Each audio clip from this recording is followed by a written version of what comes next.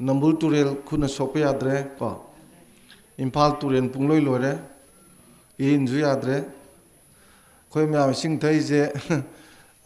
haido gadi phajadram ni hairoi adegidi kaithien ji manam nungsi bam ta leitre thaina di sahib singna kaithien sang pada hangame ai ni sibu kaithien la leikol na khoi malingsin biri bhoi gi laisaringi matamga kaithien karingi matamdadi chingi si mayan nungsi grabadu manga tru thiraga nungti gi phulaga lujaidana ko sam sangrabasida chingi mayan nungsi buduna durakpagi dudi lengthaina madu phurita yaw leibidung torine adi mathakta muksu lei man nungsi basi piktak tawji samjiri semaga mu thelai ni dra adu kaithien wangji wai tai tho kaithien phamini nupi sanga mukhatani phamido ada masangi manamne samjigi lei manamne kaithien changbuji leikon ga chamana ada sahib setna wangai phi indana mamai daga tap tangai teraga lipstick tai lakpo ani kaithien di manam yadre thaina ima singdu yam ke de kaithien manam nungsi natra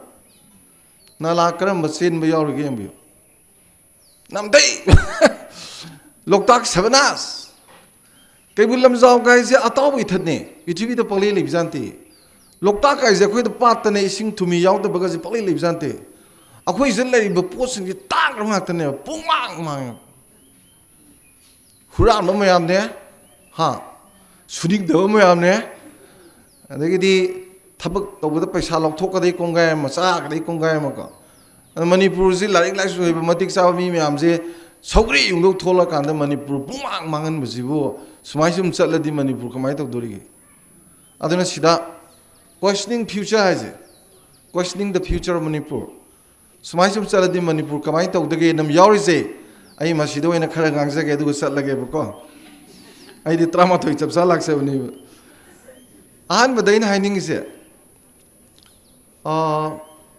loi na maksi imung dei tholok toini ko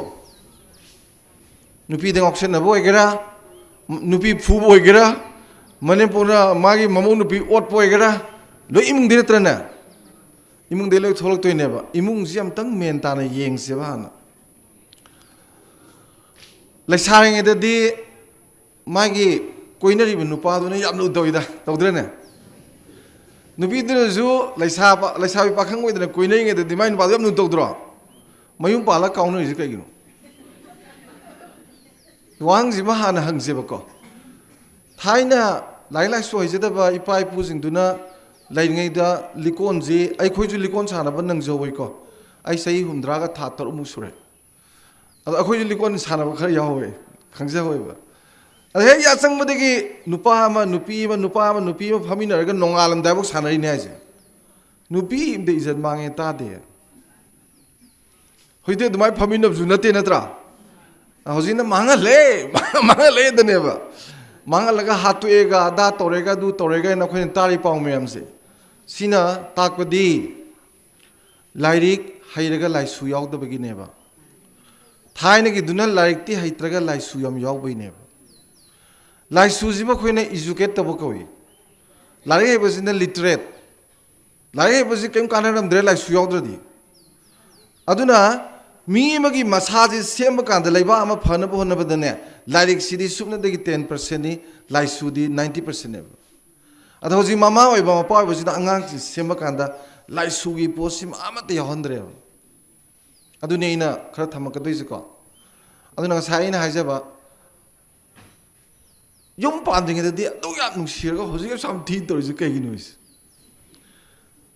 kai do bagi magi pamba potto ina meng tan doi no aingondagi nupi na pambiri ba poto ina kedo meng tan doino hena paman gedabni nungsi bai je pamji henkalaga nungsi ba sum henkalakne ba pamji sum yokselaktra di nungsi ba loi mangine ba sumdra ado koi di yumu pala de thunarabane na dum hanagi sajali chatloi hundokre natra jada adu phajana umma pai ga ko mai sekmai karap toroga khektarak baduna di yar roiba asthaya di hai asba ayuk tu sat pa gulab lila ta tri mali ni gai ne ba hoji kari mam nu gyalam ta di thamjini di ꯑꯩꯅ ꯂꯩꯔꯝꯕ ꯃꯗꯨꯗꯒꯤ ꯈꯔ ꯈꯔ ꯍꯦꯟꯅ ꯐꯅꯕ ꯍꯣꯠꯅ ꯇꯥꯔꯦꯅ ꯌꯥꯝ ꯂꯦꯝꯕ ꯅꯨꯄꯤ ꯆꯤꯡ ꯂꯦꯝꯕ ꯑꯩꯗꯤ ꯊꯕꯛꯀꯤ ꯑꯗꯨꯒꯤ ꯑꯗꯥꯒꯤꯁꯤꯗ ꯌꯥꯝ ꯈꯥꯏꯗꯣꯛꯅꯤꯡꯗꯦ ꯅꯨꯄꯥ ꯅꯨꯄꯤꯒꯤꯀꯣ ꯃꯁꯣꯝꯗꯁꯨ ꯌꯥꯝ ꯀꯟꯅ ꯆꯠꯀꯨꯝꯁꯤ ꯀꯩꯅꯣꯗ ꯀꯔꯤꯝ ꯀꯥꯟꯗ ꯑꯩꯈꯣꯏꯅ ꯈꯪꯗꯕꯒꯤ ꯋꯥꯅꯤ ꯑꯩꯒꯤꯗ ꯀꯥꯎꯟꯁꯤꯂꯤꯡ ꯂꯥꯛꯄꯗ ꯌꯥꯎꯔꯤꯕ ꯃꯇꯩ ꯃꯅꯥꯎꯁꯦ ꯆꯍꯤ 2 ꯀꯧꯔꯛꯇ꯭ꯔꯕ ꯆꯍꯤ 12 ꯀꯧꯔꯛꯇ꯭ꯔꯕ ꯆꯍꯤ 19 ꯅꯨꯄꯤꯁꯤꯁꯨ ꯆꯥꯎꯋꯦ ꯑꯣꯐꯤꯁꯥꯔ ꯅꯝꯕꯔ 1 ꯅꯨꯄꯥꯁꯤꯁꯨ ꯑꯣꯐꯤꯁꯥꯔ ꯅꯝꯕꯔ 1 ꯈꯨꯆꯥꯎ ꯑꯃꯅꯦ ꯑꯅꯤꯁꯦ ꯆꯍꯤ 19 ꯃꯌꯥꯗ ꯀꯧꯅꯔꯛꯇ꯭ꯔꯕ ꯑꯗ ꯑꯝꯇ ꯀꯧꯅꯍꯟꯕꯤꯌꯨ ꯂꯥꯛꯏꯅꯤꯀꯣ ꯏꯅꯥꯛꯇ ꯑꯗ ꯑꯩꯅ ꯃꯣꯏꯅ ꯀꯧꯅꯅꯤꯡꯉꯤꯁꯤꯅ ꯃꯆꯥꯅꯨꯄꯥꯗꯣ ꯗꯣꯛꯇꯔꯅꯦꯕ ꯃꯆꯥꯅꯨꯄꯥꯁꯦ ꯂꯨꯍꯣꯡꯗꯣꯔꯦꯕ ꯍꯌꯦꯡ ꯃꯧ ꯂꯥꯛꯑꯒ ꯑꯩꯈꯣꯏꯅꯤ ꯀꯧꯅꯗꯅ ꯂꯩꯕꯁꯤ ꯏꯀꯥꯏꯖꯩ ꯑꯝꯇ ꯀꯧꯍꯟꯕꯤꯌꯨ ꯁꯤꯅꯦꯕ ꯅꯣꯏ ꯁꯤꯒꯨꯝꯕꯁꯦ ꯃꯅꯤꯄꯨꯔꯗ ꯌꯥꯝ ꯂꯩꯔꯝꯃꯣꯏꯒ ꯈꯜꯂꯨꯅ ꯂꯩꯌꯦꯕ ꯚꯥꯔꯤꯗ ꯑꯅꯤꯃꯛꯁꯦ ꯂꯣꯏ ꯆꯥꯎꯕ ꯑꯗꯣ ꯑꯅꯤꯃꯛ ꯃꯨꯛꯈꯥꯏꯅꯔ ꯀꯧꯅꯗꯕꯅꯤ ꯃꯥꯅꯕꯨ ꯀꯧꯔꯁꯨ ꯑꯩꯅꯕꯨ ꯀꯧꯔꯁꯨ ꯂꯩꯗꯤ ꯑꯗꯨꯝ ꯂꯩꯃꯤꯟꯅꯕꯀꯣ ꯁꯨꯛ ꯀꯧꯅꯗꯕ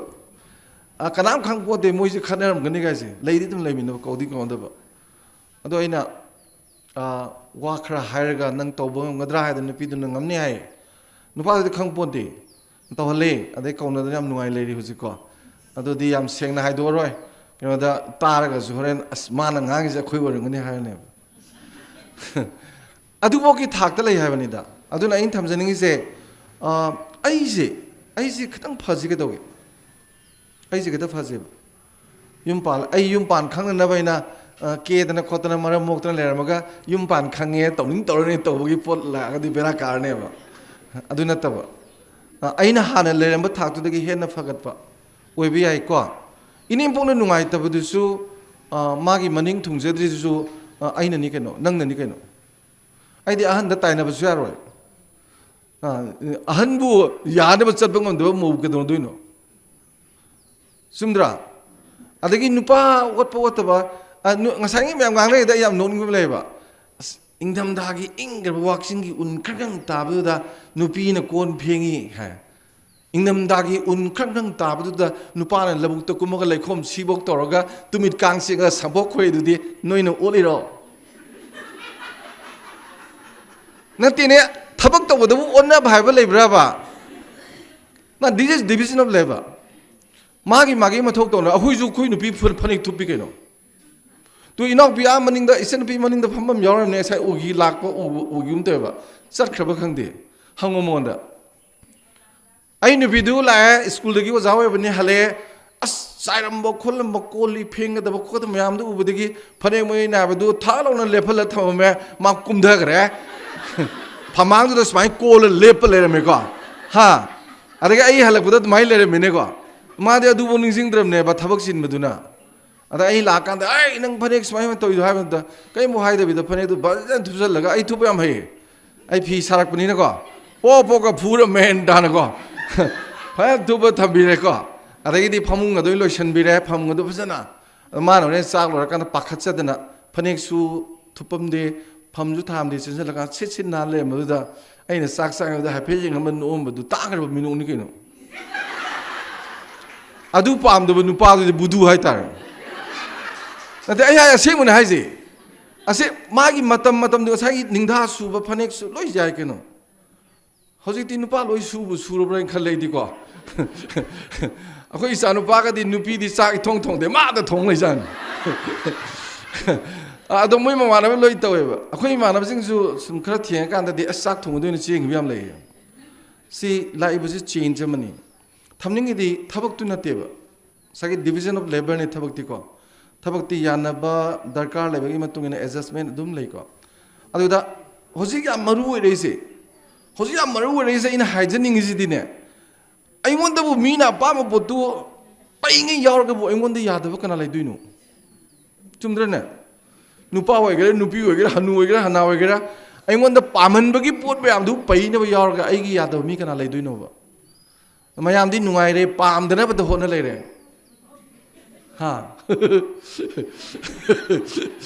ꯅꯨꯄꯤꯅ ꯑꯩꯒꯤ ꯅꯨꯄꯥꯅ ꯄꯥꯝꯅꯕꯁꯨ ꯀꯩ ꯇꯧꯗꯒꯦ ꯈꯪꯗꯦ ꯅꯨꯄꯤ ꯑꯣꯏꯔꯒ ꯅꯨꯄꯥꯅ ꯄꯥꯝꯅꯕ ꯈꯪꯗ꯭ꯔꯗꯤ ꯀꯩꯗꯧꯗꯣꯏꯅꯣ ꯅꯨꯄꯥꯗꯨ ꯑꯣꯏꯔꯒ ꯃꯥꯏ ꯅꯨꯄꯤꯅ ꯄꯥꯝꯅꯕ ꯈꯪꯗ꯭ꯔꯕ ꯅꯨꯄꯥꯗꯨ ꯀꯩꯗꯧꯗꯣꯏꯅꯣ ꯌꯨꯝ ꯄꯥꯟꯕ ꯅꯨꯡꯉꯥꯏꯈ꯭ꯔꯕ ꯄꯣꯠ ꯀꯩꯅꯣ ꯑꯁ ꯇꯥꯡꯈ꯭ꯔꯕ ꯃꯤ ꯁꯔꯒꯒꯨꯝꯕꯅꯦ ꯃꯤ ꯅꯨꯡꯉꯥꯏ ꯂꯩꯕ ꯌꯥꯕꯅꯦ ꯏꯃꯨꯡ ꯍꯥꯏꯁꯦ ꯄꯩꯁꯥ ꯅꯨꯡꯁꯥ ꯀꯔꯤ ꯀꯔꯤꯝ ꯈꯜꯂꯨꯅꯨ ai nange akhoi torisina mi di car tong ye akhoi di tong de ha mi gi di yum wang ye akhoi di wang de nang nupa na ti mi paisa ju thok bu ngam zaroi da car ju lei bu ngam roi da yum wang ju sa ngam roi da nu ti tum da ko di budu ni nang di budu ni mi thi ka ka torisina nang yak sin ya dro ga noi tor ama lu ju ba tarang sa ka sarak pune ba adu na ta ba ai na hai ning di ne hayeng aigi icha nupa wagera nupi wagera nangondagi tamgadaba pot mayam leiriba larik tudi khaw manung da lengdana leiba pot neba yum manung da leiriba nanga noi ibungo gado angangi mamaga mapaga nangdi khwaidi chawba khwaidi tangba larik neba noi dagi neba moina tamdoi mayam se school gi larik tudi kaim nan teba mak ka mari le neba noi dagi tamgadoi pot tu neba punsi sengje nai se angang dugi magun da kok ta yaw da ba tang ro pot mayam neba adu noina angang da kai takpiri ge yu wari thaga masa da lai pa ba ma pa du ke don doino angang du na masi hai da ba ni khuning na thabak da thil di nang pien ge dam ne na khan doi ne ma pa do ha mama su ni ne phanek tu telanga phizet khangi ko phare ma kha do smai ma na dab do si pai puna telanga phizet ka we adagi di akhoi gi mai si semai rek langtek lang kwa du umga ko lengdei na da pan dukan bhajaba gi manam duga namba malaga khek tharaga angang warak pe roi angang di nam nungsina ingna chikna ngang loi ya ne ba noi thazaroi ai dina nupi khudi mak sam kebi hoisle lipstick ka ngakshang ta yum dane powder ka perfect thar ga ba samna ga men ta na hapa ga hal ga phirong na na le nupa na koi pa ma ji nupi ni ki na le jam pa me asiyum da gam thun chang ning jan isau ga lang ba imana ba yam le mai nupi so yam lang ba as nupi tum mam mai ro na ama da muk sang wari sa le ama da muk sang wari sa le ma hore tum mani ka da chang ba adu nupa su le ba aina thamjaning di mamasu mapasu yamna bebar leiba adagidi yamna hauna khangba ahlaman luna tawba adagidi moinisu yam nusina bako yam wangba romance highly romance haitare angang na kwaidi pamjaba je mama ga mapa ga yam nusina lebe jung pam leite as like ka phar jani paraje thok phado ga da pangam neba mapa yam nusina ba imung de lebe se mapa na mama da ngai de set makala set pado adai mai nupi no ga nupa da masam pui dei paisilum le dai na madu ngai te tawra ba ko like se thok phak to adu han te ubjan lai dum pa roi ma ja dum khan grani khar saw ba ngang wa gana koi ma ga ba ga se smai sum khana le ga di hayeng kamai to doi no gumba adai soi da ga bhu da ga pharak ta ga tra khan ba angang do dum yar roi adu yam nungsina na nungai na le bi ai ko adu to bu de bu nungsina bai se nupi nang na lu na sum toraga nupa do na thina toraga da du bera lei animak sin naksin na bam changi ko adu da ne kaim kan da ai di la yam pha ba hai tai noi blf ki wangang ma da nupi ngak ta police ko ai nungdi wangang chali nupa ngak ta ni ai dum hai bi ni nupa sing da imungi nupi ga akhoi angangi mapa ma sam luna nungsina lei min na ba sam phai na tana tik na da na ko hai ba di yumdi ka sunate akhoi na ne akhoi miyeng je miyeng ka hong tok se ba ko adi ngasi akhoi na ngangnari se te na te ba pakhang bu matam gi miyeng du hoji bok lei bei ne ba nupa jing jina khunai sida aphaba nupi krai bu kowi na ha kan moi na hai se khwai de phaba nupi je kana noi da nupa na ga pang phu da phu da machin chong kum da bi ha football kaw dong kaw so dum ya bi do machin ga khumje da bi adegi di mapam chakan da bi wari bo ba adai lekai nupa na ha wari sana da ba nungdang mapan thok ta ba mane maku gi seba ta da makok samset hat pangam jita ba sigma nupi je phai yam haidra ja sigi je naha no hongdo ado ne ba hidak ta expiry le bedu maina sigi miyeng ju expiry le si pakhang ma tong gi miyeng ne ba IS officer nupi u de nang haidu yadro doctor engineer professor me am yaw di yadro entrepreneur yaw businessman nupi me am yaw yadra ba nungdang halak nu yaroi ha hotel na pham nu yaroi moi boi pham ne ba sumdra ꯑꯗꯨꯗꯤ ꯃꯤꯌꯦꯡꯗꯣ ꯃꯇꯝꯒꯤ ꯃꯇꯨꯡ ꯏꯟꯅ change ꯇꯧꯒꯗꯧꯕꯅꯦꯕ ꯑꯗꯨꯒꯤ change ꯇꯧꯕ ꯉꯝꯕꯗꯣ ꯑꯗꯨꯅꯦꯕ ꯑꯩꯈꯣꯏꯒꯤ ꯃꯥꯒꯤ ꯌꯥꯝ ꯗꯥꯏꯅꯥꯃꯤꯛ ꯑꯣꯏꯕ ꯃꯤꯠꯌꯦꯡ ꯂꯩꯕ ꯈꯨꯟꯅꯥꯏ ꯑꯃ ꯑꯣꯏꯗꯣꯏꯁꯦ ꯑꯗꯨꯅ ꯉꯁꯤꯒꯤ ꯈꯨꯟꯅꯥꯏꯁꯤꯗ ꯊꯥꯏꯅꯒꯤ ꯄꯣꯠꯇꯣ ꯉꯁꯤꯐꯥꯎ ꯑꯗꯨꯝ ꯆꯠꯊ ꯂꯩꯔꯒꯗꯤ ꯑꯗꯨꯒꯤ ꯃꯤꯠꯌꯦꯡꯗ ꯁꯨꯝ ꯂꯩꯔꯒꯗꯤ ꯍꯧꯖꯤꯛꯀꯤ ꯍꯥꯏꯔꯤꯕ ꯑꯩꯈꯣꯏ ꯖꯦꯟꯗꯔꯒꯤ ꯏꯁꯨꯁꯦ ꯑꯗꯨꯝ ꯂꯩꯅꯦꯕ ꯑꯩ ꯅꯨꯄꯤꯒꯤ ꯅꯨꯄꯥꯒ ꯈꯠꯅꯕ ꯈꯣꯠꯅꯕ ꯃꯣꯠ ꯃꯥꯟꯅꯗꯕ ꯑꯗꯨ ꯇꯧꯕ ꯁꯨꯝ ꯂꯥꯛꯀꯅꯦꯕ ꯁꯤꯒꯤꯁꯤ ꯃꯇꯝꯒꯤ ꯃꯇꯨꯡ ꯏꯟꯅ ꯍꯤꯗꯥꯛꯇ ꯃꯇꯝ ꯍꯦꯜꯂꯦꯅ ꯑꯅꯧꯕ ꯍꯤꯗꯥꯛ ꯑꯃꯨꯛ ꯂꯧꯕ ꯑꯗꯨꯃꯥꯏꯅ ꯑꯦꯛꯁꯄ꯭ꯔꯤ ꯂꯩꯍꯟꯒꯗꯧꯕꯅꯦꯕ ꯃꯁꯤꯒꯤ ꯋꯥꯈꯜꯂꯣꯟꯁꯦ ꯀꯅꯥꯅ ꯈꯪꯗꯣꯏꯅꯣꯗ ꯂꯥꯏꯔꯤꯛ ꯂꯥꯏꯁꯨ ꯇꯝꯃꯛꯄꯁꯤꯅ ꯈꯪꯒꯗꯧꯕꯅꯦꯕ ꯑꯗ ꯑꯩꯈꯣই ꯂꯥꯏꯔꯤꯛ ꯂꯥꯏꯁꯨ ꯇꯝꯃꯤꯁꯤꯗꯤ ꯃꯥꯛꯀꯤ ꯑꯣꯏꯅ ꯁꯨꯝ ꯇꯝꯃꯝꯅꯤꯅ ꯈꯪꯅꯗ꯭ꯔꯦꯕ ꯑꯗꯨꯅ ꯏꯍꯥꯟ ꯍꯥꯟꯕꯗ ꯏꯃꯨꯡꯁꯦ ꯅꯨꯡꯉꯥꯏꯅꯕ ꯐꯖꯅ ꯑꯝꯇ ꯍꯣꯠꯅꯕꯤꯌꯨ ꯄ꯭ꯂꯤꯖ ꯆꯔꯥ ꯍꯦꯟꯁꯅꯨ ꯀꯩꯁꯨ ꯀꯥꯏꯗꯦ ꯆꯔꯥ ꯍꯦꯜꯂꯁꯨ ꯌꯥꯝ ꯅꯨꯡꯉꯥꯏ ꯍꯦꯟ ꯌꯥꯕꯅꯦ ꯉꯁꯤꯗꯤ ꯆꯔꯥ ꯍꯦꯜꯂꯦ ꯀꯥꯏꯅꯀꯣ ꯑꯩꯈꯣꯏꯒꯤ ꯑꯩꯅ ꯈ꯭ꯋꯥꯏꯗꯒꯤ ꯑꯩꯉꯣꯟꯗ ꯀꯥꯟꯅꯈꯤꯕꯁꯦ ꯆꯔꯥ ꯍꯦꯟꯕꯗꯒꯤ ꯐꯪꯕ ꯄꯔꯥꯁꯤꯃꯨꯛ ꯀꯥꯟꯅꯕ ꯂꯩꯈꯤꯗꯦ ꯄꯨꯟꯁꯤꯗ ꯂꯥꯏꯔꯤꯛ ꯄꯥꯕ ꯈꯣꯠꯄ ꯂꯣꯏ ꯇꯣꯛꯊꯣꯛꯈ꯭ꯔꯒꯕ ꯏꯁꯩ ꯑꯃ ꯂꯩꯕꯅꯤ ꯄꯍꯥꯔꯤꯒꯤ ꯅꯪꯒꯤ ꯅꯥꯄꯜꯒꯤ ꯊꯧꯔꯕ ꯇꯤꯡꯈꯪ ꯅꯥꯏꯅ ꯏꯁꯩ ꯑꯃ ꯂꯩꯕꯅꯤ ꯑꯗ ꯃꯥ ꯍꯥꯏꯁꯦ ꯑꯔꯥꯝꯕ ꯈꯥꯡꯕꯗ ꯑꯔꯥꯝꯕ ꯀꯥꯎꯔꯕꯀꯣ ꯈꯧꯒꯪꯕꯇꯅ ꯈꯧꯔꯥꯡꯕ ꯀꯣꯛꯈ꯭ꯔꯕ ꯑꯩꯈꯣꯏꯅ ꯆꯥꯛ ꯂꯥꯝꯃꯒ ꯆꯥꯛ ꯊꯣꯛꯑ ꯆꯥꯁꯤꯜꯂꯒ ꯄꯦꯟꯕ ꯁꯥꯔꯒ ꯐꯦꯟ ꯎꯪꯉꯒ ꯑꯦꯁꯤꯗ ꯂꯩꯔꯒ ꯍꯦꯛ ꯅꯨꯡꯉꯥꯏꯕ ꯏꯪꯉꯒꯅ ꯍꯤꯇꯔ ꯌꯥꯔꯒ ꯍꯦꯛ ꯅꯨꯡꯉꯥꯏꯕ ꯁꯤꯒꯤꯁꯤꯗꯤ ꯄꯜꯂꯒ ꯁꯨꯝ ꯂꯩꯅꯦꯕ ꯃꯌꯥꯝꯁꯦ ꯑꯗ ꯆꯥꯛ ꯂꯥꯝꯕꯗꯨ ꯆꯥꯕ ꯐꯪꯗ꯭ꯔꯒꯅꯦ ꯆꯗꯠꯅꯗꯅ ꯈꯧꯔꯥꯡꯕꯗꯨꯅ ꯆꯔꯥ ꯂꯥꯝꯕ ꯀꯣꯛꯈꯤꯕꯁꯦ ꯁꯤꯒꯤ ꯆꯥꯛ ꯂꯥꯝꯕ ꯈꯨꯀꯣꯛꯇꯨꯒꯅꯦ ꯆꯥꯁꯜꯂꯒ ꯀꯣꯛꯄꯗꯨꯒ ꯃꯥꯟꯅꯔꯣꯏꯕ ꯅꯪꯁꯦ ꯕꯤꯌꯣꯟ ꯗꯤꯁ ꯄꯣꯏꯟ ꯂꯥꯛꯈ꯭ꯔꯕꯅꯦꯕ ꯂꯥꯜꯂꯒ ꯁꯤꯒꯨꯝꯕ ꯃꯤꯁꯦ ꯈꯔ ꯇꯣꯉꯥꯟꯅꯦꯕ ꯃꯥꯅ ꯈꯪꯉꯤꯕ ꯄꯣꯠꯇꯣ ꯑꯇꯩꯅ ꯁꯨꯡ ꯈꯪꯉꯣꯏꯕ ꯑꯗꯨꯅ ꯆꯔꯥ ꯍꯦꯟꯕꯁꯦ ꯌꯥꯝ ꯅꯨꯡꯉꯥꯏꯕ ꯄꯣꯠꯅꯦꯕ ꯉꯁꯤꯗꯤ ꯆꯔꯥ ꯍꯦꯜꯂꯦ ꯆꯥꯅꯤꯡꯗꯥꯏ ꯂꯩꯇꯗꯅ ꯄꯨꯂꯞ ꯄꯨꯟꯁꯤꯜꯂ ꯆꯥꯛ ꯆꯥꯕꯒꯤ ꯃꯍꯨꯠꯇ ꯑꯩꯈꯣꯏ ꯐꯝꯃꯤꯟꯅꯔꯒ ꯋꯥꯔꯤ ꯁꯥꯔ ꯅꯣꯛꯁꯦ ꯅꯣꯛ ꯑꯗꯨꯝ ꯇꯨꯝꯃꯁꯨ ꯌꯥꯏ ꯅꯨꯡꯁꯤꯅꯕ ꯄꯨꯛꯆꯦꯜ ꯈꯣꯏꯖꯦꯜ ꯇꯤꯟꯅꯕꯗꯨꯗ ꯂꯩꯔꯗꯅꯀꯣ ꯑꯗꯨꯅ ꯊꯝꯖꯅꯤꯡꯉꯤꯗꯤ ꯑꯇꯩ ꯅꯠꯇꯕ ꯏꯃꯨꯡꯁꯤ ꯄꯨꯈꯠꯂꯛꯅꯕ ꯍꯣꯠꯅꯕꯗꯅꯦ ꯌꯥꯝꯅ ꯑꯟꯗꯔꯁꯇꯦꯟꯗꯤꯡ ꯂꯩꯅꯕ ꯌꯥꯝ ꯅꯨꯡꯁꯤꯅ ꯂꯩꯃꯤꯟꯅꯕ ꯀꯣ ꯑꯃꯒ ꯃꯇꯦꯡ ꯄꯥꯡꯅꯕ ꯑꯗꯒꯤꯗꯤ ꯌꯥꯝ ꯄꯣꯖꯤꯇꯤꯕ ꯑꯣꯏꯅ ꯈꯟꯕ ꯑꯩ ꯄꯣꯖꯤꯇꯤꯕ ꯑꯣꯏꯅ ꯌꯥꯝ ꯈꯜꯍꯟꯅꯤꯡꯉꯤ ꯑꯩꯈꯣꯏꯒꯤ ꯌꯥꯝ ꯋꯥꯗꯕꯅꯤꯀꯣ ꯁꯥꯎꯅꯤꯡꯗꯕꯅꯤ ꯅꯨꯡꯉꯥꯏꯗꯅ ꯑꯗꯨꯝ ꯂꯩꯒꯗꯕꯅꯤ ꯄꯣꯖꯤꯇꯤꯕ ꯊꯤꯡꯀꯤꯡ ꯍꯥꯏꯁꯦ ꯍꯥꯏꯕꯗꯤ ꯑꯩꯈꯣꯏꯗꯤ ꯀꯅꯥꯒꯨꯝꯕ ꯅꯨꯄꯤ ꯂꯩꯀꯥꯏꯒꯤ ꯌꯨꯝꯂꯣꯟꯅꯕꯤ ꯑꯃ ꯊꯣꯡꯅꯥꯎꯗ ꯍꯥꯏꯐꯦꯠ ꯂꯨꯝꯃꯒ ꯂꯩꯔꯝꯃꯤꯅꯦꯀꯣ ꯑꯗꯨꯅ ꯈꯟꯗꯣꯏꯁꯦ ꯃꯍꯩ ꯇꯧꯗꯩ ꯇꯧꯏꯅꯤ ꯑꯩꯈꯣꯏ ꯏꯃꯨꯡꯒꯤ ꯐꯠꯇꯕ ꯇꯧꯔꯤ ꯁꯤ ꯅꯦꯒꯦꯇꯤꯕ ꯑꯣꯏꯅ ꯈꯜꯂꯤꯅꯦꯕ ꯃꯥ ꯆꯨꯝꯅ ꯂꯥꯛꯆꯔꯒ ꯀꯅꯥ ꯂꯩꯖꯥꯠꯅꯣ ꯆꯨꯝꯅ ꯌꯦꯡꯉꯝꯕꯁꯨ ꯌꯥꯏꯗꯅꯀꯣ ꯑꯩꯈꯣꯏꯗꯤ ꯃꯤꯁꯤ ꯂꯩꯌꯦ ꯅꯨꯄꯤꯗ ꯃꯦꯛꯁꯤꯃꯝ ꯅꯨꯄꯤꯁꯨ ꯅꯨꯄꯥꯁꯨꯅꯦ ꯍꯦꯛ ꯇꯧꯔꯤꯕꯁꯦ ꯅꯦꯒꯦꯇꯤꯞꯇ ꯈꯜꯂꯦꯕ ꯑꯐꯕ ꯑꯃ ꯈꯟꯗꯕ ꯃꯅꯦꯝꯄꯣꯛꯅ ꯀꯩꯅꯣꯝ ꯍꯥꯏꯔꯁꯨꯅꯦ ꯃꯥꯅ ꯇꯧꯔꯤꯁꯦ ꯈꯟꯕ ꯌꯥꯕ ꯈꯜꯂꯒꯅꯦ ꯑꯩꯒꯤ ꯏꯊꯛꯁꯤꯗꯅꯦ ꯑꯩꯁꯦ ꯏꯄꯥꯝ ꯆꯠꯅꯅꯕ ꯑꯩꯅ ꯉꯥꯡꯉꯤꯕꯅꯤ ꯀꯇ ꯍꯥꯏꯕ ꯅꯦꯒꯦꯇꯤꯞ ꯌꯥꯝ ꯑꯣꯏꯕꯀꯣ ꯐꯔꯛꯅꯕ ꯉꯥꯡꯕꯤꯔꯤꯅꯤ ꯇꯨꯡ ꯀꯣꯏꯅ ꯑꯍꯜ ꯂꯃꯟꯗꯤ ꯂꯩꯈ꯭ꯔꯔꯣꯏ ꯈꯔ ꯂꯩꯔꯒ ꯑꯩꯈꯣꯏꯅ ꯑꯍꯟ ꯑꯃ ꯑꯣꯏꯍꯧꯗꯣꯏꯅꯤ ꯇꯨꯡ ꯀꯣꯏꯅ ꯒ꯭ꯌꯥꯟ ꯂꯩꯅꯅꯕ ꯂꯧꯁꯤꯡ ꯇꯥꯛꯄꯤꯅꯕ ꯉꯥꯡꯕꯤꯔꯤꯅꯤ ꯍꯥꯏꯗꯤ ꯄꯣꯖꯤꯇꯤꯕ ꯑꯣꯏꯗꯅꯀꯣ ꯌꯥꯝ ꯅꯨꯡꯉꯥꯏꯕ ꯋꯥꯔꯤ ꯑꯃ ꯂꯤꯒꯦ ꯁꯤ ꯃꯇꯥꯡꯁꯤꯗ ꯑꯩꯗꯤ ꯁꯥꯎꯅꯤꯡꯗꯦ ꯑꯗꯨꯅ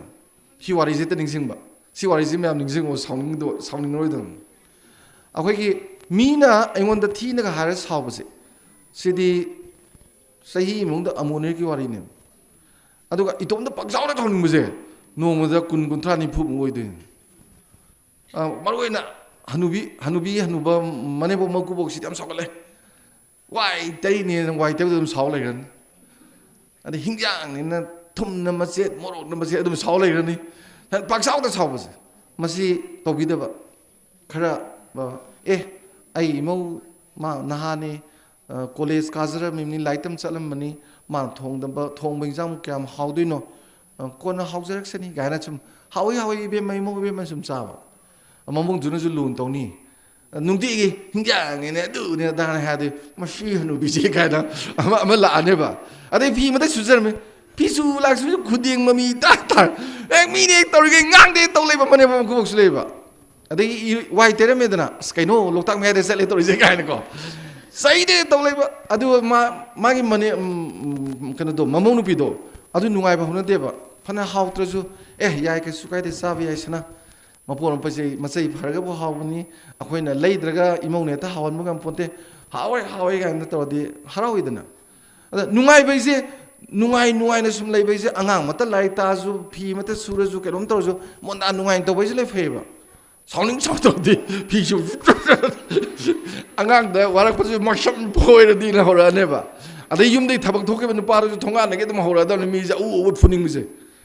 ꯑꯗꯨ ꯀ꯭ꯔꯥꯏ ꯐꯗꯣꯏꯅꯣ ꯑꯗꯨꯅ ꯏꯃꯨꯡꯁꯤ ꯐꯖꯅ ꯐꯅꯅꯕꯅꯦ ꯌꯥꯝꯅ ꯄꯣꯖꯤꯇꯤꯚ ꯑꯣꯏꯕ ꯋꯥꯈꯜ ꯈꯟꯕꯤꯌꯨ ꯑꯩ ꯋꯥꯔꯤ ꯑꯃ ꯂꯤꯒꯦ ꯌꯥꯝ ꯅꯨꯡꯉꯥꯏꯕ ꯑꯃꯀꯣ ꯅꯤꯡꯊꯧ ꯑꯃꯒ ꯃꯟꯇ꯭ꯔꯤ ꯑꯃꯒ ꯂꯩꯃꯤꯟꯅꯕ ꯁꯨꯛꯊꯥ ꯊꯥꯗꯣꯛꯅꯗꯕꯀꯣ ꯑꯗ ꯃꯟꯇ꯭ꯔꯤꯁꯤ ꯌꯥꯝ ꯄꯣꯖꯤꯇꯤꯚ ꯑꯣꯏꯕ ꯃꯥꯗꯤ ꯃꯉꯣꯟꯗ ꯍꯥꯏꯔꯕ ꯑꯁ ꯐꯅꯕꯅꯤ ꯉꯥꯛꯇꯅꯤ ꯑꯗ ꯀꯩꯅꯣꯝ ꯐꯠꯇꯕ ꯑꯃ ꯊꯣꯛꯑꯦꯗꯅ ꯐꯔꯛꯅꯕꯅꯤꯗ ꯍꯥꯏ ꯂꯩꯕ ꯌꯥꯝ ꯄꯣꯖꯤꯇꯤꯚ ꯑꯣꯏꯕꯀꯣ ꯑꯗ ꯃꯟꯇ꯭ꯔꯤꯁꯤꯅ ꯃꯥꯒꯤ ꯂꯥꯟꯊꯥꯡꯁꯤ ꯁꯨꯝ ꯐꯦꯡꯉꯝꯕꯗꯒꯤ ꯇꯛ ꯂꯥꯎ ꯇꯥꯗꯅ ꯃꯈꯣꯡ ꯈꯣꯡꯕꯤꯁꯤ ꯄꯨꯔꯥ ꯀꯦꯟꯈ꯭ꯔꯕ ꯑꯗꯩ ꯃꯈꯣꯡꯁꯤ ꯄꯥꯏꯁꯤꯜꯂꯒ ꯃꯥꯅ ꯃꯟꯇ꯭ꯔꯤ ꯑꯩ ꯈꯣꯡ ꯀꯦꯟꯈ꯭ꯔꯦꯅꯦ ꯏꯅ ꯐꯨꯔꯨ ꯊꯣꯛꯑꯦꯅ ꯑꯗꯨ ꯇꯣꯏꯑꯦꯅ ꯃꯟꯇ꯭ꯔꯤꯁꯦ ꯄꯥꯈꯠꯆꯗꯅ ꯍꯥꯏꯖꯕ ꯃꯟꯇ꯭ꯔꯤꯒꯤ ꯏꯅꯤꯡꯊꯧꯒꯤ ꯈꯣꯡꯕꯤ ꯀꯦꯜꯂꯤꯗꯣ ꯐꯔꯛꯅꯕꯅꯤ ꯁꯤꯅꯤ ꯁꯥꯎꯅꯤꯡꯉꯦ ꯃꯤ ꯈꯣꯡꯕꯤ ꯀꯦꯟꯕꯨ ꯐꯔꯛꯅꯕꯅꯤ ꯁꯤꯕꯨꯅ ꯁꯤꯕꯥꯏ ꯃꯌꯥꯝ ꯀꯧꯁꯜꯂ ꯖꯦꯜ ꯊꯝꯕꯅꯤ ꯑꯗ ꯃꯟꯇ꯭ꯔꯤꯁꯤꯅ ꯑꯃꯨꯛ ꯆꯠꯂꯝꯗꯥꯏꯗ ꯖꯦꯜ ꯆꯠꯂꯝꯗꯥꯏꯗ ꯑꯃꯨꯛ ꯅꯤꯡꯊꯧꯗ ꯈꯣꯏꯔꯝꯃ ꯍꯥꯏꯔꯝꯃꯤꯌꯦ ꯏꯅꯤꯡꯊꯧꯅ ꯑꯩꯕꯨ ꯖꯦꯜ ꯊꯝꯕꯤꯔꯤꯁꯦ ꯐꯔꯛꯅꯕꯅꯤꯅ ꯑꯗ ꯃꯥ ꯇꯔꯪ ꯑꯃ ꯆꯠꯂꯦꯕꯀꯣ ꯑꯗꯩ ꯊꯥ ꯑꯃꯨꯛ ꯂꯩꯔꯒ ꯃꯥ ꯁꯥ ꯇꯥꯟꯕ ꯆꯠꯂꯤ ꯁꯖꯤ ꯄꯥꯈꯪ ꯀꯟꯕ ꯑꯃ ꯇꯥꯟꯅꯕꯁꯤꯗ ꯃꯅꯥꯏ ꯃꯁꯟ ꯂꯣꯏ ꯀꯥꯏꯅꯈ꯭ꯔꯦꯕ ꯃꯥꯒꯤ ꯂꯝꯗꯨ ꯂꯥꯟꯊꯣꯛꯑꯒ ꯃꯥꯁꯦ ꯇ꯭ꯔꯥꯏꯕꯦꯜ ꯈꯨꯟ ꯑꯃꯗ ꯃꯥꯒꯤ ꯁꯒꯣꯜꯗꯨ ꯊꯧꯔꯤꯉꯩꯁꯤꯗ ꯇ꯭ꯔꯥꯏꯕꯦꯜ ꯃꯌꯥꯝ ꯐꯥꯔꯦ ꯃꯣꯏ ꯅꯤꯡꯊꯧ ꯅꯤꯡꯈꯪ ꯄꯣꯟꯗꯦ ꯅꯠꯇ꯭ꯔꯥ ꯃꯣꯏꯅ ꯐꯥꯔꯤꯁꯤꯅ ꯀꯩꯅꯣ ꯂꯨꯈꯥ ꯊꯥꯅꯕ ꯂꯥꯏ ꯈꯨꯔꯝꯗꯣꯏꯕ ꯀꯣ ꯑꯗ ꯃꯥ ꯏꯔꯨ ꯁꯦꯡꯅꯁꯨ ꯊꯣꯛꯄꯤꯔꯒ ꯁꯗꯟꯁꯤ ꯊꯝꯃꯒ ꯀꯛꯀꯦ ꯊꯥꯡꯒꯠꯂꯀꯥꯟꯁꯤꯗ ꯈꯨꯂꯥꯛꯄꯁꯤꯅ ꯈꯣꯡꯕꯤ ꯌꯥꯎꯗꯕꯗꯨ ꯎꯔꯕ ꯑꯩꯈꯣꯏ ꯃꯌꯥꯝ ꯅꯪꯅ ꯁꯨꯝ ꯍꯤꯡꯖꯔꯛꯄ ꯑꯩꯈꯣꯏꯒꯤꯗꯤ ꯈ꯭ꯋꯥꯏꯗꯒꯤ ꯇꯥꯡꯕ ꯂꯟꯁꯤ ꯄꯩꯁꯥꯗꯨ ꯅꯠꯇꯦ ꯏꯆꯥ ꯏꯁꯨ ꯐꯖꯅ ꯁꯦꯝꯕꯗꯨꯅꯦꯕ ꯑꯗ ꯑꯉꯥꯡꯁꯤꯡꯗꯨ ꯐꯖꯅ ꯁꯦꯝꯅꯅꯕꯒꯤꯗꯃꯛꯇ ꯏꯃꯨꯡꯗꯨ ꯌꯥꯝ ꯅꯨꯡꯉꯥꯏꯅ ꯂꯩꯕꯁꯦ ꯍꯤꯟꯖꯥꯡ ꯍꯥꯎꯔꯁꯨ ꯍꯥꯎꯇ꯭ꯔꯁꯨ ꯅꯨꯡꯉꯥꯏꯌꯦꯅ ꯑꯩꯅ ꯅꯍꯥ ꯑꯣꯏꯔꯤꯉꯩꯗ ꯑꯩ ꯏꯆꯥꯅꯨꯄꯤꯒ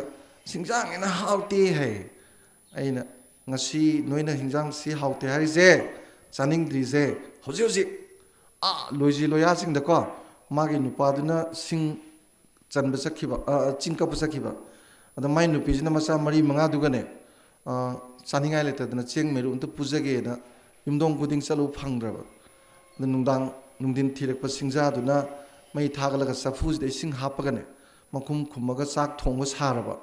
ꯑꯗꯨꯒ ꯑꯉꯥꯡꯁꯤꯡꯗꯨ ꯆꯥꯛ ꯊꯣꯡꯉꯦ ꯂꯣꯏꯔꯒ ꯄꯤꯖꯗꯣꯏꯅꯦꯅ ꯅꯥꯎꯁꯨꯝ ꯏꯁꯩ ꯁꯛꯑꯒ ꯇꯨꯝꯍꯟꯕ ꯚꯥꯔꯤꯗ ꯂꯩꯕ ꯑꯗꯨꯒ ꯑꯉꯥꯡꯗꯨ ꯇꯨꯝꯀꯥꯟꯗ ꯆꯐꯨꯗꯨ ꯊꯥꯡꯊꯔꯦꯅ ꯆꯦꯡꯗꯤ ꯌꯥꯎꯗꯕꯅꯤ나 ꯃꯈꯣꯡ ꯃꯈꯨꯠ ꯆꯠ ꯇꯤꯡꯊꯣꯛ ꯀꯞꯄ ꯏꯃꯨꯡ ꯌꯥꯝ ꯂꯩꯌꯦꯕ ꯑꯗ ꯑꯩꯈꯣꯏꯗꯤ ꯁꯤ ꯆꯥꯔꯤꯁꯤꯅꯦ ꯍꯥꯏꯕ ꯑꯩ ꯏꯆꯥꯅꯨꯄꯥ ꯍꯥꯏ ꯑꯁ ꯍꯥꯎꯔꯦ ꯗꯦꯠ ꯃꯤꯟꯁ ꯑꯩꯈꯣꯏꯅ ꯁꯨꯝ ꯈꯜꯂꯣꯕ ꯌꯥꯝ ꯅꯨꯡꯉꯥꯏꯕꯅꯦ ꯈꯟꯕꯁꯦꯀꯣ ꯈꯟꯗ꯭ꯔꯒ ꯐꯔꯛ ꯇꯥꯕꯅꯦ ꯈꯜꯂꯗꯤ ꯌꯥꯝ ꯅꯨꯡꯉꯥꯏꯕꯅꯦꯕ ꯑꯗꯨꯅ ꯑꯩꯈꯣꯏꯅ ꯂꯩꯔꯤꯕ ꯑꯩꯈꯣꯏꯒꯤ ꯊꯥꯛꯁꯦ ꯇꯧꯖꯔꯤ ꯃꯌꯥꯝꯁꯦ ꯄꯦꯟꯕ ꯑꯗꯨꯝ ꯇꯝꯕ ꯌꯥꯏꯀꯣ ꯀꯩꯁꯨ ꯀꯥꯏꯗꯦ ꯀꯩꯅꯣ ꯎꯟ ꯃꯊꯛꯇꯗꯤ ꯍꯤꯞꯇꯦꯗꯅꯀꯣ ꯑꯗꯩ ꯆꯥꯛꯁꯨ ꯑꯗꯨꯝ ꯆꯥꯔꯤ ꯅꯠꯇ꯭ꯔꯥ ꯑꯗꯒꯤ ꯏꯃꯨꯡꯒꯤ ꯁꯨꯝ ꯌꯥꯝꯅ ꯄꯦꯟꯅꯥꯏꯗꯕꯒꯤ ꯄꯣꯠ ꯅꯠꯇꯕ ꯑꯗꯨꯕꯨ ꯍꯤꯡꯕꯁꯤꯗꯤ ꯈꯔ ꯍꯦꯟꯅ ꯐꯒꯠꯅꯕꯒꯤꯗꯃꯛꯇ ꯑꯥꯔꯅꯤꯡ ꯀꯃꯥꯏꯅ ꯇꯥꯟꯒꯗꯒꯦ ꯑꯗꯨ ꯈꯟꯕ ꯌꯥꯏꯅ ꯄꯩꯁꯥ ꯀꯃꯥꯏꯅ ꯇꯥꯟꯕ ꯌꯥꯒꯗꯒꯦ ꯍꯥꯏꯁꯤꯗ ꯄꯩꯁా ꯇꯥꯟꯕꯗ ꯏꯀꯥꯏꯕ ꯈꯨꯟꯅꯥꯏ ꯄ꯭ꯔꯤꯊꯤꯕꯤꯗ ꯆꯥꯎꯈꯠꯄ ꯍꯧꯅꯗꯦ ꯑꯩꯈꯣꯏꯗꯤ ꯌꯥꯝ ꯏꯀꯥꯏꯅꯤꯀꯣ ꯑꯩꯗꯤ ꯏꯀꯥꯏꯕꯒꯤ ꯄꯣꯠꯁꯤꯃ ꯈꯔ ꯊꯥꯗꯣꯛꯍꯟꯅꯤꯡꯉꯦ ꯑꯗꯩ ꯑꯩꯅ ꯈ꯭ꯋꯥꯏ ꯄꯥꯝꯃꯨꯖꯕꯁꯦ ꯑꯩꯈꯣꯏ ꯅꯨꯄꯤ ꯃꯌꯥꯝꯅ ꯐꯤ ꯁꯥꯕ ꯇꯣꯛꯈꯤꯕꯁꯦ ꯍꯧꯖꯤꯛꯁꯦ ꯐꯤꯁꯤ ꯁꯥꯕ ꯌꯥꯝ ꯀꯥꯟꯅꯩ ꯐꯤꯁꯤ ꯍꯧꯖꯤꯛ ꯍꯦꯟꯂꯨꯝꯁꯦ ꯑꯉꯛꯄꯗ ꯁꯤꯖꯤꯟꯅꯔꯦꯀꯣ ꯑꯣꯐꯤꯁ ꯀꯥꯔꯤꯕ ꯈꯣꯠꯂꯤꯕ ꯅꯨꯄꯤꯁꯤ ꯃꯄꯥꯟ ꯊꯣꯛꯄ ꯂꯣꯏꯅꯃꯛꯁꯦ ꯊꯥꯏꯅ ꯗꯨꯀꯥꯟ ꯐꯤꯒ ꯏꯜꯂꯝꯕꯗꯣ ꯑꯝꯇ ꯏꯟꯈꯤꯗ꯭ꯔꯦꯕ ꯍꯧꯖꯤꯛ ꯂꯣꯏꯅꯃꯛ ꯃꯦꯛꯁꯤꯃꯝ 100 ꯍꯥꯏꯕ ꯌꯥꯔꯦ ꯑꯍꯣꯡꯕ ꯌꯥꯝ ꯂꯥꯛꯑꯦ ꯑꯗꯨꯅ ꯍꯦꯟꯂꯨꯝꯒꯁꯦ ꯈꯔ ꯆꯥꯎꯈꯠꯅꯕꯒꯤꯗ ꯑꯗꯨꯝ ꯌꯨꯝꯗꯒꯤ ꯊꯕꯛ ꯏꯟꯈꯥꯡ ꯇꯧꯗꯅ ꯃꯄꯥन ꯊꯣꯛꯇꯕꯁꯤꯡꯗꯤ ꯇꯧꯕ ꯌꯥꯕ ꯌꯥꯝ ꯂꯩꯌꯦꯅ ꯈꯜꯂꯦ ꯑꯩꯅ ꯃꯔꯝꯗꯤ ꯑꯩ ꯐꯤ ꯐꯖꯅ ꯁꯥꯏꯌꯦꯕ ꯑꯩ ꯈꯪꯉꯦꯕ ꯐꯤꯁꯤ ꯅꯣꯡꯃꯗ ꯃꯤꯅ ꯐꯖꯅ ꯁꯥꯔꯗꯤ ꯄꯩꯁా ꯀꯌꯥ ꯐꯪꯒꯦ ꯒꯥꯏꯁꯦ ꯑꯗꯨꯗꯤ ꯑꯩꯒꯤ ꯍꯩꯖꯕ ꯃꯑꯣꯡꯗ ꯁꯦꯟ ꯇꯥꯟꯕ ꯌꯥꯕ ꯃꯑꯣꯡ ꯌꯥꯝ ꯂꯩꯈ꯭ꯔꯦꯗꯅꯀꯣ ꯑꯩꯗꯤ ꯊꯕꯛꯁꯦ ꯈꯔ ꯁꯨꯍꯟꯅꯤꯡꯉꯤ ꯑꯗꯩ ꯅꯨꯄꯥꯁꯨ ꯉꯥꯏꯅ ꯅꯨꯄꯥꯁꯨ ꯑꯥꯔꯅꯤꯡꯁꯦ ꯑꯦꯅꯤ ꯍꯥꯎ ꯑꯥꯔꯅꯤꯡ ꯇꯧꯕ ꯌꯥꯝ ꯅꯨꯡꯉꯥꯏꯕꯁꯦ ꯍꯧꯖꯤꯛ ꯃꯅꯤꯄꯨꯔꯗ ꯁꯝ ꯀꯛꯁꯜꯂꯛꯏꯕ ꯑꯥꯏꯁ ꯀ꯭ꯔꯤꯝ ꯁꯥꯖꯜꯂꯛꯏꯕ ꯑꯗꯒꯤ ꯇꯣꯉꯥꯟ ꯄꯣꯠ ꯆꯩ ꯊꯤꯜꯂꯛꯏꯕ ꯑꯗꯒꯤ ꯐꯠꯇ-ꯍꯥꯎꯊꯤ ꯄꯨꯕ ꯈꯣꯠꯄꯒꯤꯕꯨ ꯑꯣꯏꯔꯣ ꯂꯣꯏ ꯇꯧꯈꯠꯂꯛꯏꯁꯦ ꯁꯤꯁꯨ ꯑꯍꯣꯡꯕ ꯑꯃꯅꯤ ꯁꯤ ꯑꯥꯔꯅꯤꯡ ꯐꯖꯅ ꯇꯧꯕ ꯍꯧꯔꯛꯏꯀꯣ ꯅꯨꯄꯤꯁꯨ ꯑꯥꯔꯅꯤꯡ ꯅꯨꯄꯥꯁꯨ ꯑꯥꯔꯅꯤꯡꯗ ꯐꯖꯅ ꯂꯩꯕꯀꯣ ꯑꯗꯨꯒ ꯌꯥꯔꯤꯉꯩ ꯈꯔꯗꯤ ꯇꯨꯡꯁꯤꯜꯂꯣ ꯁꯦꯚꯤꯡ ꯁꯦꯟ ꯇꯨꯡꯁꯤꯟꯗ꯭ꯔꯗꯤ ꯀꯔꯤꯝ ꯀꯥꯟꯅꯗꯦ ꯑꯔꯦꯝꯕꯗ ꯆꯥꯊꯣꯛꯄ ꯌꯥꯝ ꯌꯥꯎꯔꯤꯕ ꯑꯩꯈꯣꯏꯅ ꯃꯥꯡꯍꯟꯕ ꯄꯩꯁꯥꯗꯣ ꯇꯨꯡꯁꯤꯟꯕ ꯀꯩꯁꯨ ꯀꯥꯏꯗꯦꯗꯅꯀோ ꯑꯗꯨꯒ ꯌꯥꯝꯃꯛꯑꯒ ꯄꯩꯁా ꯊꯥꯗꯕ ꯌꯥꯏ ꯂꯨꯔꯤꯁꯦ ꯁꯤꯒꯤꯁꯦ ꯑꯉꯥꯡꯁꯤꯡꯗ ꯑꯥꯔꯅꯤꯡ ꯁꯦꯚꯤꯡ ꯏꯟꯚꯦꯁꯃꯦꯟ ꯍꯥꯏꯕ ꯄꯣꯠꯁꯦ ꯑꯉꯥꯡꯁꯤꯡ ꯅꯔꯁꯔꯤ ꯇꯝꯕꯗꯒꯤꯅ MA ꯇꯝꯕꯐꯥꯎꯇ ꯂꯥꯏꯔꯤꯛꯇ ꯌꯥꯎꯗ꯭ꯔꯕꯅꯦꯕ ꯑꯗꯨꯅ ꯑꯩꯈꯣꯏ ꯑꯉꯥꯡꯁꯤꯡꯁꯦ ꯑꯣꯏꯖ ꯑꯣꯏꯊꯛ ꯁꯦꯟ ꯇꯥꯟꯕ ꯈꯣꯠꯄꯒꯤ ꯀꯔꯤꯝꯇ ꯈꯪꯗ꯭ꯔꯦꯕ हंदकी न्यू एजुकेशन पॉलिसी लापदगी यावरबने क्लास 5 तकी को अदम पृथ्वी की चौखटकी मैम आगांग अदुमायना लोई तमीरईनेबा अखोगिना अदु तौद्रबनेबा माक अना खल्लेरबा अनो ममा मपा की मियंगसे आई खितंग होंदोकपियो मरमदि तुंगी हयेंग मणिपुर अमा लाकदबदुददी आगांग सिंगसे लाइसु याम खंगनजेबा आइदी मबोक मबेबो लुना तहनजी अकोइबदा लरिबा लैकाइगी करिगी अमा अमा लोइनमक से खंगनजी अदुगा इमुंगी ओइना मनेम अदगी मागी मचे मनाव लैयो मैम जिंदुदा नुंसी नुवाना पाखोन गोन सियंदना लोइनबगी हैबगी पोतुमगजु मांगन बिगनो बसी याम तांग पोतनेबा आगांग सिंगसे यारेंगेदिने पाखोन सिबजे खरा सहीसी अमदगी मंगा बोकी मनुंगसे मसिदी कनामुकी मतेंग यावददि मोय केम तोंगमोय सिदा लुना तौबियो निंगथों मचा दong यो हायने सिदा लुना तौरेदना को नुंसीबाइदु सिदा युंबम थोलोबा अदो सही तरुतगिना तराहुमदु बोक्से सिदादी टाइथुय बोक्से सिदा पाखोन याम सिबिरो हौजे अखोय आगांग सिंगसे मयामना खंबिदुनी आगांग अमत थबक तौद्रे पाखोन सिजु याद्रे टीवी दा सोफा दा फम फम टीवी येंगिबा आगांग दो चाक चारा हौगलो बो यादे चाक तो दु थिलो हाइबो यावरेबो लैसाबी मचा कोन फेंगु याद्रे नुपाम सादा दु वाइ सिलु याद्रे सुमांग वाइ को थाबाम त तौ याद्रमनि कैनोदा ताइ किरनी वैन तोंग चलनी वैन दमु थिलानी नत्रा दुकान दा पोत चै लेरुसु मखोंग मतेम दु सत्प तलेबा आगांग सिंगसे सिगी थाक ता आगांग सेमदि क्राइदगी मणिपुर तुंग सबना सारनेबा हयेंगी मणिपुर दो सबना सारनी अदुना सही तरुपु सुदे पाखोन सिबो बियो पाखोन सि यामना अवाबा नतबा मचा मचा मचा अदा कोइदी ममा मपा सिंगसिना बेरा कारसिना आगांग सि चाक इनगिबसिना पिङैदे इनबिरेदि फैदो क्लास 10 योबु इनखले कदा ममा मपा सिजु आगांग ममा से ममु मरोइना ममा से चाकु इल्लदिना थबक खर लैथोकु याय सक्सा तो का कोन फेंगदबा वाइ तेगदबा मयाम मने बोक तौजौरेदना आगांग चाक इलेन पुंग अम इल्ले लोरे खरा याम हापचलगा आ हाव दे टोक टोक जासनबा nga do khara da khara yam hapsal laga du ko adumaina sum ingibidaги nungai gi dana ten bu inkhal eba aduna kaidore khungkap thare class higher secondary tam macha du mapan thabi gari indabi phi subi irujabi makhonga ma ising honbi anga ima ising holo ising poro khongam gain ima irujabiro ima sak sarage inbiu haine बाबा गाड़ी इंदबिरो बाबा खुंका थाबियो बाबा खुंगा fridge तपियो हाइजे हायर सेकेंडरी थाकता हाइ ने हाइजे अदो फैको सही ट्रेन पा मुले दे खनमदा इमा बाबा ने कौमत मिनाय कौतो माले मिनाय इसिंग परो खोंगाम के हा मिनाय खुंका थाव मिनाय गाड़ी इंदरो गायना अदुगी थाकता अंगा सेमदि को अंगा दु केदु दिनो बा अदैदी लुहोंग बकांदा अइदी इमा पुद्रदि ngamjaro gaina awun poroina purobsu khangde namdैदी इमा ना चाक थोंगा इल्लगा पिजद्रदि हाइते साबा हा फिरोंजु इमा ना सुबिद्रदि हाइते गाय तखलदि बेरा कानेबा अदुना अंगांग से यामरोइना नोंगमदा अंगांग गा चाक सामिनौबा लारि पामिनौबा थबक तौमिनौबा जिबि सोबिरनोबा सि जपनीसिंग तौरिनी होजि पृथ्वीदा लारि क्वाइदि फजना तमखलेब लमफावर जिनजे सिंगापुर अदगी से साउथ कोरिया जापान कोइसोमदा चाइना मोय लारिक सिदी याम हेना मरुइन दे मोयको होजिके दमाइना थबक तौमिनबा जा मरुइन लवे मोयना चामिनबगा थबक तौमिनबगा को अरो सिगी सुमाइना अंगांग जे सेमगने इमुंग दु सुम फगलाबा मामा मपागा थबक नुंतिगी तौमिनरिबा नुंतिगी साक सामिनरिबा मौबोक मबोकी मखोंग नमदर सेवा तौरिबा पाखंग मचाना नुपि इजन मांगल लंबोंदे नुक्तिगी मबोक मबुबोकी मखोंग सकचा तो नमी नुपादुनने आगांग दुनने WY चाबा होना देव हा अदे मने अदे मबुबोक मबोकी फैजुक को फोदोक्तना नुमाइजिन गुदिंगी पोंबी के सूरीबा आगांग दो चागा युक पिथक्तन सेबांग आइदे तौरिबा लेसाबि मचादो अदुना रेस्टोरेंट द बियर गाउदना तू लेरे लोरो हारक पौना देव थाइना तौरमिजे दुनी थाइना के दुगी लाइसुदो मदु हुजि अमते यावगिद्रबने अदुना लाइसु तमनजी लाइसुजु हापसनजेबा लाइसु हापसदि मापान हापियोबा अद मापान हापदने mama mapa oiba aina aise aing sai jage bedo aigi to tamalobo asai lairik ko mane haijage bedo aduna mi yam phasaba english ta lai ni wai se parents are the windows of the children through them they can see the world ina haidi mama mapa sa angang gi mute thonau ne ba adagi angang sina pithribi ji udoi ne hai ne ba ana khoina thonau du lonjal le di uroi dana ana khoi mama oi ba khoi mapa oi ba lairik ai gira hiroi ka sukai de lai su da di lairik ki mong lairik ka mai lende dana ko aduna aina khanjabada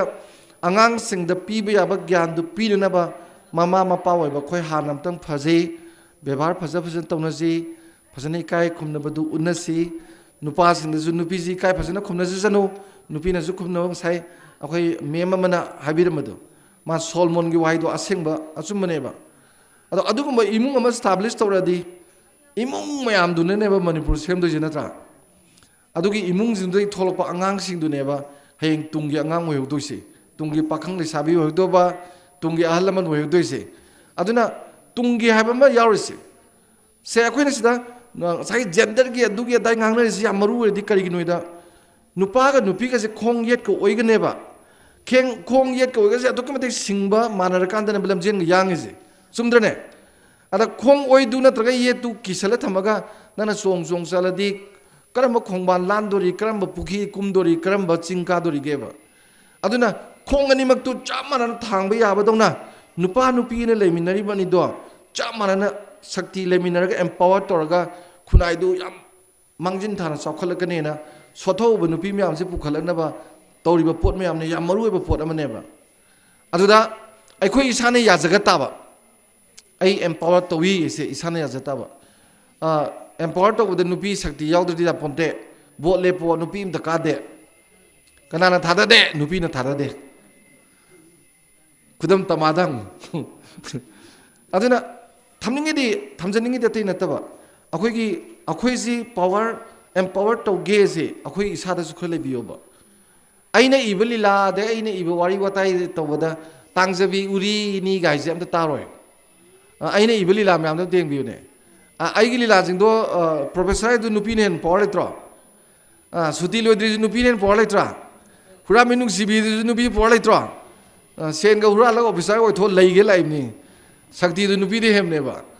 ado sumaina wakhan da isana khara akoi di nanau lai bak tv bu thadok piram nganu gai je isai ga taning dre ba hai ba di adu da nupi jing na ju nungai jaba dong tori lai bak tv gai jam nungai jaba to labi ai gai la ko am nungai jaba hai tar anga phai dong na ko adu kari no adu da akhui miyeng du ne ba akhui gi miyeng do mindset du ne ba do mindset du change to ji hai bani da adu to biro adu ga yamaroina sen thum kari kari tan ba khotpa imung gi lemin na ba gi nungai ba do adu gi posima sai gi do kobi gi no angang su dum tambi ko adu ga yamaroina lai su tam ba du ma gyan ta na aidi angang sing sida poisa leptra ju yai ma yam phang dra ju yai ko manung di yori ba larik mi am du khangal laga thabak oin to bu du ne na maru oi akhoi angang sing se nursery da gi na ma yobuk tam da ne khangi ba gyan du thaba am ta tawdram mama sin angang da early to bed early to rise make healthy wealthy well kam to da ni la ayu hogat pa ngan hogat pa da gi ngan tum ban hak sang phai kholena pok ta ngai ba angang du simpha pu hol ni tra angang du nong ta am ta ngan jogote ngan jutum de eme yorbong ngan jutum de ngan jogote na tra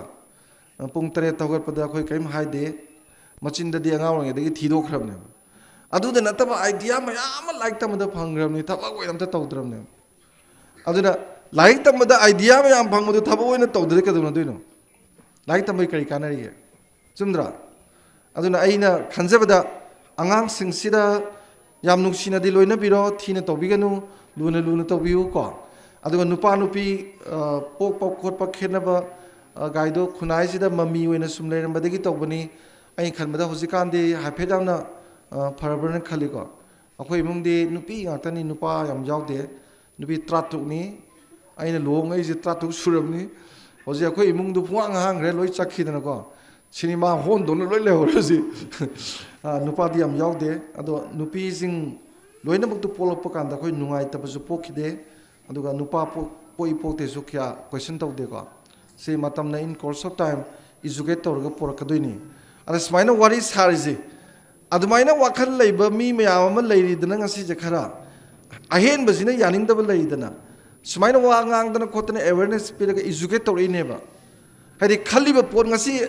kharana khaliba pot to khoi su khalakadoi neba loina bagna adu kandu ne balai bak sakot pagai sakot toise nupi nupa khena ba lai tabagai lak toise ko adu gi ne ba khanari ba mayam je aduna mado thabak oina da tobiro sini haidi sage nupa nupi khena ba du gender bias ne su leibiranu adu tungi manipur gi damakta imung ji phana ba kana hona biro ko aduga yamaroina oiroi da bada khoi yamna hena taksan khochandana imung da awaba polum punabagi pot tawidaba ningai tawidaba ko ai are erebaduna ngamna badum tawba aduga sum leptana sen talaga nungai khalakpadi kesu kaidedana aduga icha isu laik tambiri bado adudi wahan thok leina laik tamna phajana hona biro ko masai class sahi amade manga botuna luna tawbiro warak pase matam loi khenani ko sahi amade manga warak paga tawte train thoi warak paga tom de trampan bu warak paga manana warak pa de si chap manana warak pagi uji wathok am chawn leire ko habidi angang se khara chawraga mama pa kongna daba ade mama pa na haibada dum against ti thingang ba lai paw haraga nang paw dana kai tobi simda thabak tobi ra kera nakut pali nang tobi hadro kai bi ha ona ten tori sing ja te mona te moida pen daba maya ma kuina discontentment maya ma accumulate tobi ne ba ara kari noida angang se sahi amade manga bu tuding sai lu n tobi do tobi ro ko mi mateng yaw de kaim tobu ngamaroi taruk tagi train thoibok se masidine magi tinaba mine hena luna lorkani moina ko imanaba singdo sadaminari bo loinari baduna aduna akhoina moise moibju semni adu mamanaba singdo adugi mama singdi punjana ragane sanaba makto ju pung manga da tonji kana understanding ama leina biraba ko ai khatagi angang duna change du moi sana le horni yaroiba chap chana regulation togiba khoi pullaga ko tinaraga adi nong patuk thamu lega sak thangna laga kainom torga pullaga pijaba social concern dil to hon baka se yam maru en khale aduga moi matang de pakhon di siba hordoni pakhon ai se yam lumba khotpa aruba kan manataba macha pakhon chatpada talan ba polon daba adu sahi tram doi surdi yam luri se ai gi sanu pa do aduna kwai dagi nung sijaba nupi mai makok ta hapse mama ne ba isa nupi na ne kwai nung siba nupa hapis mapa ne ba sahi tram doi hayadina lokthok khrani pakhang macha do adun leisabi macha nupi ma hapa ni leisabi duna ne mapa do thok ga pakhang macha ma hapa ni nang je noigi mama ga pa ga ani do angagi makok ta yaudram atopa mom yaw le adai du warak pa yam luiko nangai ge maya makok ti yawringi yawriba man waraba dani khanari myam se khanga do ba akhoi yawdre se aduna yam naksal ka marup tung tinar ka ba moi gi ning tam do yankai akhoi gi ning tam ba chama moi da namjan ba su ya roi larik pa gera dege ama to gera ma to tana loi to radong ni mobile sana ba to haibni ya roi mobile si sakar ma matam sana ge nongmada pung ama khaktang di doctor na phaina hai karamatam sanage gen haga mana sanan bo tamdu da khoina yaba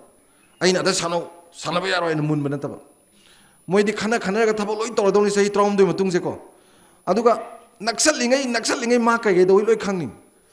nga ji glass manung da le ka loi uidna sanai sak sa sari kholi pothari loi khangina admai naksal ga loi khang kanda helak pado tina kakpa regulate tabo aduna ta angang se aina sa angang masa pisake dumaina adu tawdawni hade angang sing hoje suicide tawge tawbu yaw mama pa kongna da yaw ade mayum ni sangu ya da yaw phak ta angang ayam tholakhreba ta sengmade si mama pa soibe ni angang nate angang do yam beba moi chawra di pakhang pharabale sai pharade bebhar tawdawni moi mi ne ga leiramne moi da ga hangjan ko smai tawrojin kumai taw phade ge sibo imadi gyan butadi ga rang jalaga ya de smai tor phani ga mana adu torore nang ko ga tor hoi torge moi harau ne ba ada khoi adu to ina imana bodona phajana tinabiro adu sang du yoksalade adu regulate to buya bane ai angang singsia mangan ning de maram di ching ne adai mete pangal chinau sing ne ꯃꯩꯇꯩꯅꯦ ꯑꯩꯈꯣꯏ ꯃꯌꯥꯝꯁꯤ ꯂꯣꯏ ꯌꯦꯡꯀꯥꯟꯗꯅꯦ fertility ꯔꯦꯠꯁꯦ ꯑꯩꯈꯣꯏ ꯌꯥꯝ ꯅꯦꯝꯈ꯭ꯔꯦꯕ ꯑꯉꯥꯡ ꯄꯣꯛꯄꯒꯤ ꯆꯥꯡꯁꯦ ꯌꯥꯝ ꯅꯦꯝꯈ꯭ꯔꯦꯕ ꯑꯗꯨꯅ ꯑꯉꯥꯡꯁꯦ ꯏꯟꯗꯤꯌꯥꯒꯤ ꯑꯣꯏꯅ ꯑꯦꯚꯔꯦꯖꯇ ꯑꯅꯤ ꯍꯥꯏꯁꯦ ꯅꯦꯝꯃꯕꯅꯦ ꯑꯩꯈꯣꯏ ꯑꯗꯨ ꯌꯧꯗ꯭ꯔꯕꯅꯦ ꯑꯇꯩꯗꯤ ꯍꯦꯜꯂꯤꯅꯦ ꯈꯔ ꯂꯩꯔꯗꯤ ꯑꯉꯥꯡꯁꯤ ꯁꯨꯝ ꯄꯣꯛꯂꯛꯇ ꯆꯣꯜꯂꯛꯇ ꯁꯨꯝ ꯇꯧꯔꯗꯤ ꯐꯔꯛ ꯇꯥꯅꯤ ꯅꯠꯇ꯭ꯔꯥ ꯑꯉꯥꯡꯗꯨꯁꯨ ꯁꯨꯝ ꯅꯨꯄꯥ ꯉꯥꯛꯇ ꯁꯨꯝ ꯄꯣꯛꯈꯠꯂꯒ ꯅꯨꯄꯤ ꯁꯨꯝ ꯄꯣꯛꯂꯛꯇ꯭ꯔꯗꯤꯅꯦ ꯄ꯭ꯔꯤꯊꯤꯕꯤꯒꯤ ꯃꯤ ꯈ꯭ꯋꯥꯏ ꯋꯥꯔꯤꯁꯦ ꯑꯇꯩ ꯑꯃꯨꯛꯀꯤ ꯅꯠꯇꯦꯕ ꯅꯨꯄꯤꯁꯤ ꯁꯨꯝ ꯄꯣꯛꯈꯤꯗ꯭ꯔꯗꯤ ꯃꯤꯁꯦ ꯃꯨꯠꯈ꯭ꯔꯅꯤꯀꯣ ꯁꯤꯅꯦꯕ ꯑꯗꯨꯅ ꯃꯤꯁꯤ ꯅꯨꯄꯤꯗꯨ ꯄꯣꯛꯄ ꯑꯣꯏ ꯂꯩꯔꯝꯃꯤ ꯅꯨꯄꯥꯉꯩꯅ ꯃꯤ ꯑꯃꯇ ꯄꯣꯛꯇꯦꯕ ꯑꯗꯨ ꯄꯣꯛꯀꯗꯕ ꯅꯨꯄꯤꯉꯩ ꯁꯨꯝ ꯂꯧꯊꯣꯛ ꯇꯧꯔꯒ ꯄ꯭ꯔꯤꯊꯤꯕꯤꯒꯤ ꯑꯣꯏꯅ ꯁꯨꯝ ꯂꯧꯊꯣꯛꯅꯔꯗꯤꯀꯣ ꯑꯜꯇ꯭ꯔꯥ ꯁꯥꯎꯟ ꯌꯦꯡꯉꯒ ꯍꯧꯖꯤꯛꯀꯤ ꯍꯥꯏꯕꯗꯨ ꯀꯥꯎꯕꯤꯔꯅꯨ ꯑꯩꯒꯤꯗꯤ ꯉꯁꯤ ꯑꯩꯒꯤ ꯑꯣꯏꯅ ꯊꯝꯖꯅꯤꯡꯉꯤꯁꯦ ꯇꯨꯡꯒꯤ ꯃꯅꯤꯄꯨꯔꯒꯤ ꯌꯦꯡꯉꯁꯤ ꯍꯥꯏꯔꯒꯗꯤ ꯏꯃꯨꯡꯁꯤ ꯐꯖꯅ ꯑꯝꯇ ꯐꯍꯜꯂꯁꯦꯕ ꯑꯩꯈꯣꯏ ꯃꯌꯥꯝꯁꯦ ꯏꯆꯥꯒꯤ ꯃꯤꯡꯖꯦꯟꯗꯨ ꯑꯣꯏꯖꯔꯁꯅꯣꯕ ꯑꯗꯨꯒ ꯏꯃꯨꯡꯗ ꯂꯩꯃꯤꯟꯅꯔꯤꯕ ꯑꯩꯒꯤ ꯅꯨꯄꯥ ꯑꯩ ꯏꯅꯦꯝ ꯏꯀꯨ ꯑꯗꯒꯤ ꯏꯆꯟ ꯏꯆꯦ ꯂꯩꯔꯤ ꯃꯌꯥꯝꯗꯣ ꯌꯥꯝ ꯅꯨꯡꯁꯤꯅ ꯁꯦꯕꯥ ꯁꯦꯕꯤ ꯇꯧꯅꯗꯅ ꯗꯔꯀꯥꯔ ꯑꯣꯏꯕꯅ ꯊꯃꯣꯏ ꯁꯦꯡꯅ ꯃꯗꯨꯅ ꯑꯉꯥꯡ ꯅꯨꯕꯤꯁꯨ ꯍꯌꯦꯡ ꯄꯔꯥ ꯑꯣꯏꯍꯧꯗꯣꯏꯅꯤꯀꯣ ꯑꯗꯨꯃꯥꯏꯅ ꯂꯩꯔꯛꯄ ꯏꯃꯨꯡ ꯃꯌꯥꯝꯗු ꯑꯣꯏꯔꯒꯗꯤ ꯇꯨꯡꯒꯤ ꯃꯅꯤꯄꯨꯔꯁꯤ ꯃꯔꯥꯏꯕꯛ ꯂꯩ ꯍꯥꯏꯕ ꯇꯥꯔꯦꯕ ꯅꯠꯇ꯭ꯔꯒꯗꯤ ꯃꯔꯥꯏꯕꯛ ꯂꯩꯇꯦꯅ ꯊꯝꯖꯒꯦ ꯑꯗꯨꯅ ꯅꯨꯄꯥ ꯅꯨꯄꯤ ꯈꯦꯠꯅꯕ ꯑꯃ ꯏꯁꯨ ꯃꯌꯥꯝ ꯂꯩꯔꯤꯕꯁꯤꯡꯁꯦ ꯃꯁꯤꯁꯨ ꯈꯔ ꯁꯦꯔꯤꯌꯁꯂꯤ ꯂꯧꯕꯤꯌꯨ ꯃꯔꯝꯗꯤ ꯀꯩꯅꯣꯗ ꯍꯌꯦꯡ ꯂꯝꯕꯤ ꯆꯠꯄꯗ ꯈꯣꯡ ꯌꯦꯠ ꯑꯅꯤꯗꯨꯅ ꯆꯦꯟꯗꯣꯏꯅꯤ나 ꯅꯨꯄꯤꯉꯩ ꯁꯨꯝ ꯅꯝꯗꯕꯁꯨ ꯌꯥꯔꯣꯏ ꯄꯨꯈꯠꯄꯤꯌꯣꯅ ꯊꯝꯖꯒꯦ ꯇꯧꯕꯇꯕꯨ ꯏꯖꯨꯀꯦꯠ ꯇꯧꯔꯕ ꯃꯤꯁꯤꯡꯅꯗꯤꯅꯦ ꯁꯤꯒꯤꯁꯦ ꯀꯩꯁꯨ ꯈꯜꯂꯣꯏꯕ ꯑꯟꯏꯖꯨꯀꯦꯇꯦꯠ ꯑꯣꯏꯕꯁꯤꯡꯅ ꯃꯁꯤ ꯈꯔ ꯈꯟꯅꯤ ꯑꯗꯨꯁꯨ ꯏꯖꯨꯀꯦꯠ ꯇꯧꯅꯕꯅꯦꯕ ꯑꯩꯈꯣꯏꯅ ꯈꯟꯅꯔꯤꯁꯦꯀꯣ ꯃꯗꯨ ꯊꯕꯛ ꯑꯣꯏꯅ ꯄꯥꯡꯊꯣꯛꯄꯤꯌꯨ ꯍꯥꯏꯕꯁꯤ ꯊꯝꯖꯔꯒ ꯈꯨꯔꯨꯝꯖꯔꯤ ꯄꯨꯝꯅꯃꯛꯄꯨ ꯊꯥꯒꯠꯆꯔꯤ